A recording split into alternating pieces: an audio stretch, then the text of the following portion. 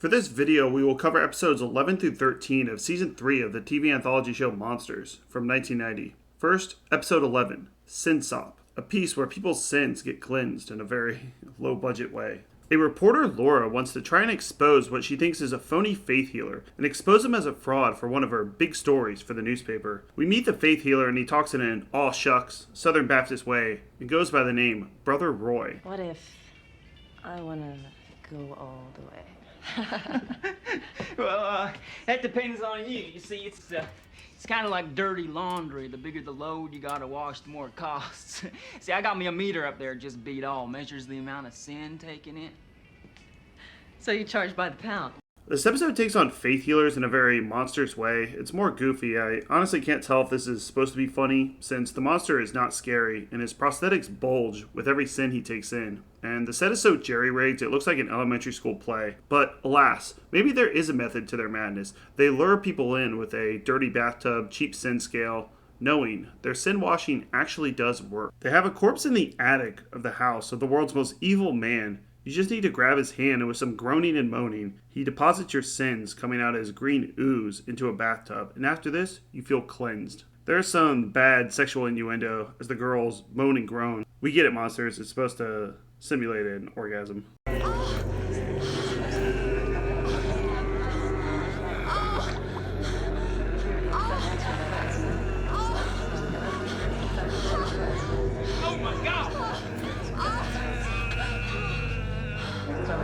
The skeptical reporter decides to try the sin cleanse, and as you just saw, she really enjoys it. We get introduced to another character, a bad boy if you will, seeming to be a takeoff of Ted Bundy.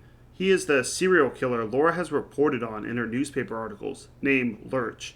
And Lurch has some sins to be cleansed, and people to kill. He actually tries to do both at the same time. Kill and get his sin cleansed. It doesn't really work like that, and he ends up blowing up the machines and sending it into overload. It does have a sin meter, and Mr. Lurch is just too much for it.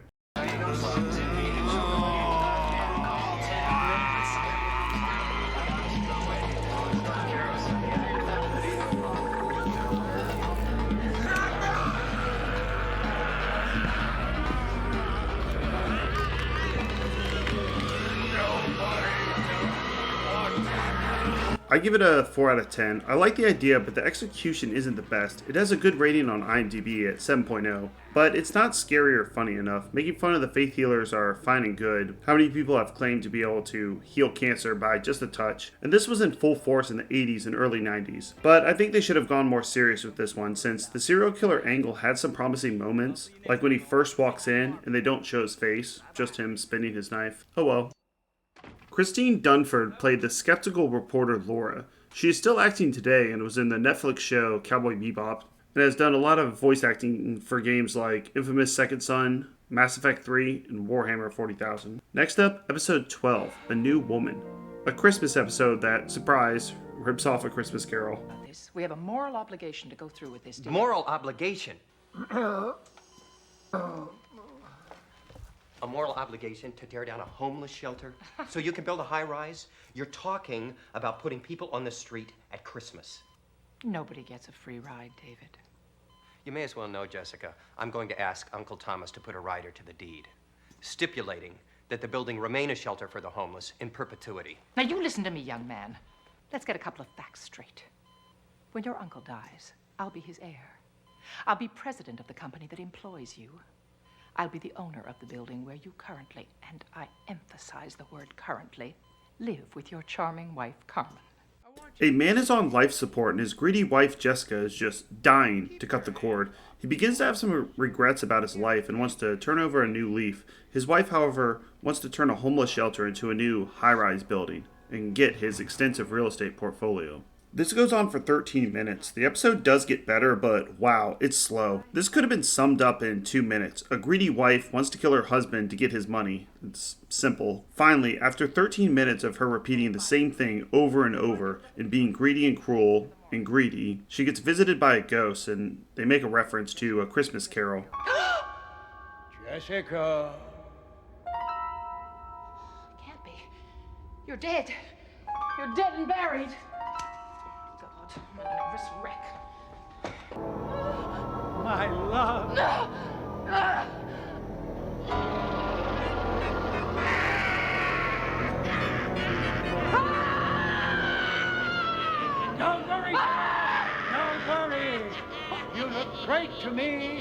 and nobody out there will notice.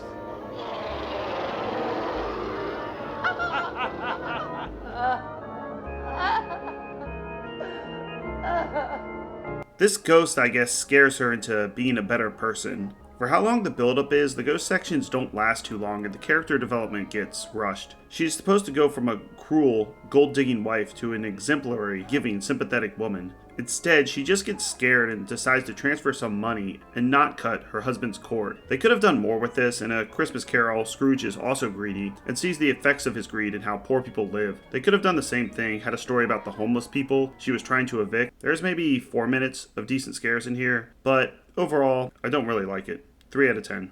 Linda Thorson played the character Jessica. She was best known for being in the 1960s show The Avengers, in 33 episodes as Tara King. Next, episode 13 of season 3 of Monsters, Malcolm, featuring a guy playing the clarinet. Play for me, Mickey. What are you talking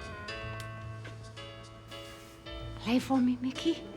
about? Mickey? You haven't called me that.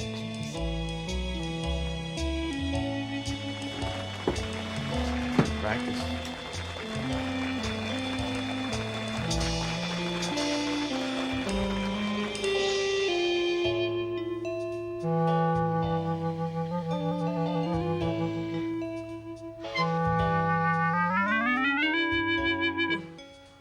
What is it? Put this away.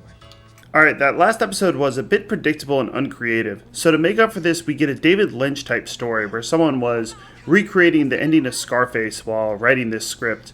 It starts slow, but it's actually worth it, luring you into a false sense of a normal story about a failed musician who used to be popular but has lost his touch. He is having pain in his stomach and goes to the doctor to find a cyst growing in him. What is that? It's a cyst. Like a tumor? No. A cyst is a sac of cells that the body creates to isolate an irritant. An irritant. Yes. Just as an oyster isolates a grain of sand with a smooth wall of pearl. What's inside the cyst? I thought you might have an idea. There's no way I would know. Really? Why? Because it's completely dark inside of me. There's no light. There's nothing happening in there. I mean, it's dark. The cyst is what gives him his musical powers, and it comes back to him after being removed and speaks in oboe tones. The surreal qualities are palpable. Nobody!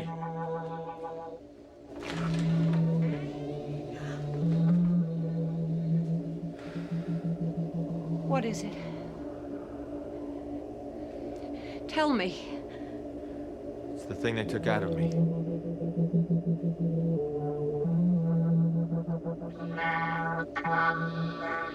It's talking to you. No, it's not.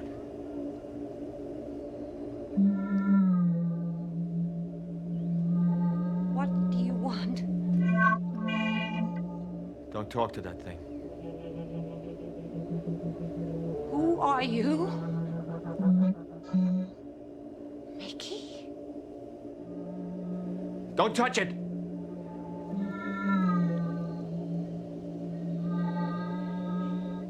It is you. This must be inspired by Eraserhead, right? Am I crazy?